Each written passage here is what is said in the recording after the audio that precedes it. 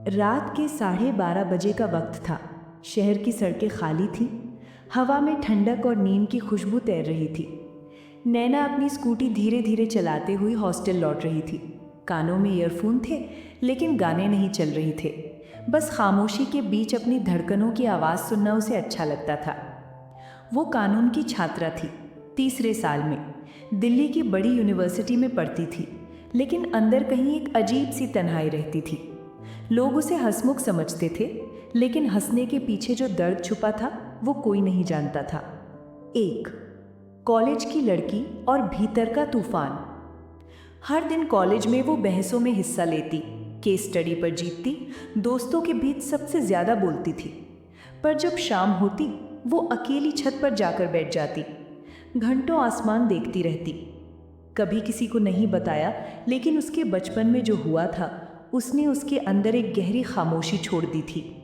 पिता ने माँ को बहुत मारा था उस दिन।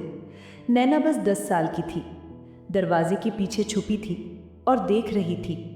माँ की आंखों से निकलते आंसू, पिता के गुस्से में कांपते हाथ। उस रात के बाद माँ चली गई और नैना से बस इतना बोली, नैना, जब भी कोई तुझे समझने की कोशिश करे, पहले देखना वो सच में तुझे समझना चाहता है या सिर्फ तुझे परखना।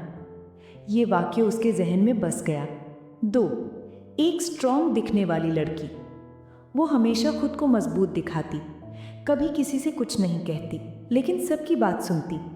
लड़कियां उसे अपनी सीक्रेट फ्रेंड कहती थीं, क्योंकि नैना हर किसी के दुख का हल निकाल देती थी।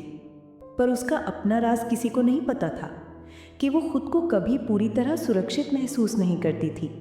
रात को हॉस्टल का कमरा बंद करने के बाद भी उसे लगता कोई उसके पीछे है, कोई देख रहा है। 3 नए केस की शुरुआत। तीसरे साल में उसे इंटर्नशिप मिली, महिला आयोग के अंतर्गत। एक केस आया, एक लड़की ने खुदकुशी की थी। लड़की की उम्र बस 22 साल थी और उसने अपने आखिरी नोट में लिखा था, सब मुझसे उम्मीदें रखते हैं पर कोई मेरी चुप्पी नहीं सुनता। नैना के भीतर कुछ टूट गया। वो उस केस की फाइल बार बार पढ़ती रही, जैसे अपने ही दर्द का जवाब ढूंढ रही हो। उसने ठान लिया कि वो ये साबित करेगी कि ये आत्महत्या नहीं, हत्या थी। 4 सच की तलाश में। दिन रात उस केस पर काम करते हुए उसे कई झूठ मिले। कभी समाज के नाम पर दबाव, कभी सम्मान के नाम पर चुप्पी। हर पन्ने में उसे वही दर्द दिखा जो वो खुद सालों से छुपाए बैठी थी।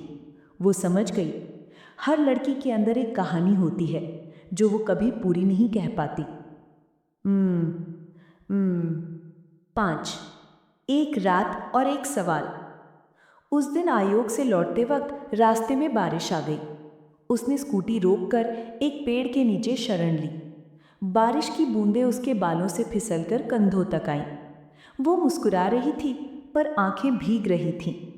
तभी पास की चाय की दुकान से एक बूढ़ी औरत आई। बोली, बेटी, इतनी रात में अकेली? नैना हंसी। आदत है, बूढ़ी बोली। लड़कियों की आदतें अक्सर उनके डर से बनती है बेटा। नैना चौंकी। उसने पूछा, आपको कैसे पता? बूढ़ी मुस्कुराई, क्योंकि मैं भी कभी तेरी जैसी थी बेटा। औरत चली गई, पर वो बात नैना के दिल में बस गई। 6 वो जो लड़कियां कभी नहीं बताती। अगले दिन आयोग की मीटिंग में जब नैना ने अपना रिपोर्ट पेश किया, सब सन्न रह गए। उसने उस केस की सच्चाई सामने रख दी। लड़की को ब्लैकमेल किया गया था, पर सबने उसे कमज़ोर कहा। नैना ने सबके सामने कहा, लड़कियां कमज़ोर नहीं होती, बस हर बार खुद को मजबूत दिखाते दिखाते थक जाती हैं।